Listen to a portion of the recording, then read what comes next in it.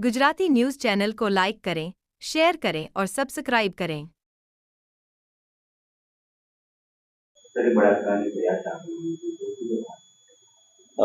ગઈકાલે રાત્રે જહાંગીરપુરા પોલીસ સ્ટેશનમાં એક બળાત્કાર સંબંધી રજૂઆત મળેલ, જે અનુસંધાને ગુનો દાખલ કરવામાં આવેલો છે, જેમાં આરોપી તરીકે ભોગ બનનાર દ્વારા બે આરોપી હોવાનું જણાતા એ મુજબ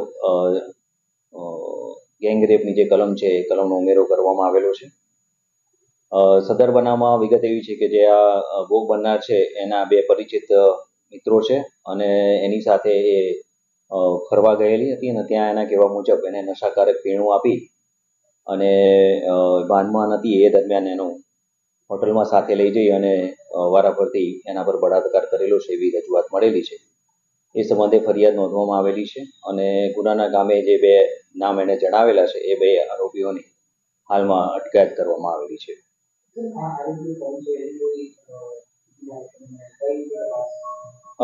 એમણે જે નામ આપેલા છે એમાં એક આદિત્ય નામ આપેલું છે અને બીજું એક ગૌરવ નામ આપેલું છે અને ફરિયાદીના જણાવ્યા મુજબ એની જે જ્યાં રહે છે એની આજુબાજુ જે એના રહેનારા એટલે પરિચિત વ્યક્તિઓ જ છે એવું એના જણાવ્યું છે.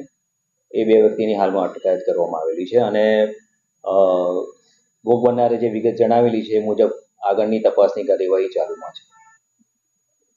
रिपोर्टर अरविंद राठौड़, सूरत।